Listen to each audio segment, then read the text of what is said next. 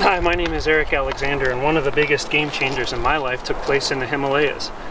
I was climbing with a good friend of mine named Eric Weinmayer, and we were headed for the summit of Mount Everest, 29,035 feet. I had my doubts about going there because the year before I'd just had a nearly fatal fall.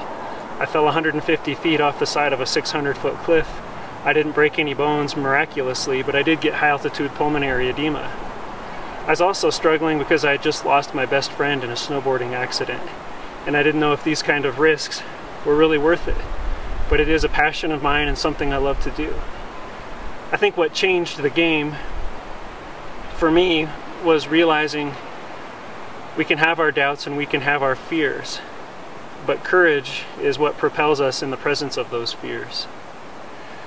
I think there are two types of people in this world. There are doers and there are doubters.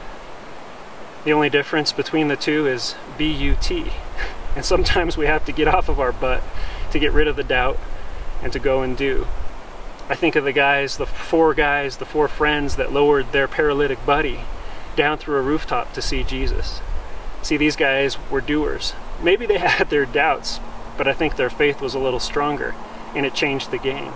Ultimately, Jesus is the game changer, but he asks us to have faith nonetheless. And it's that faith that can change the game. Oftentimes, I think in church ministry, we rely on the pastor or perhaps the staff to be the ones who are the game changers, but really, it can be any one of us that has the faith in the moment where it's needed most. See, as we made our ascent on Everest, I wasn't sure I would come back, and I asked my friend what he thought about that, and I'll never forget what he said. He said, you know, being blind, people have made judgments about me and what I can and can't do. I'm not about to do that same thing to you. You've got to decide for yourself. Well, I said, I don't know if I'm strong enough to get to the top, but I do know I'm strong enough to help you get there.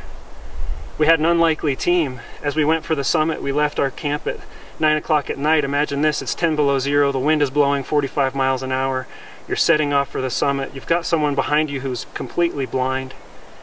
Then your team leader turns around. As you go up, you head into a whiteout. You get on top of the summit ridge and it's 6,000 feet down on one side and 8,000 on the other. See, what changed the game was that different ones rose to the occasion at different moments. Everybody had a role in changing the game because everybody had faith at different moments. It was a little stronger.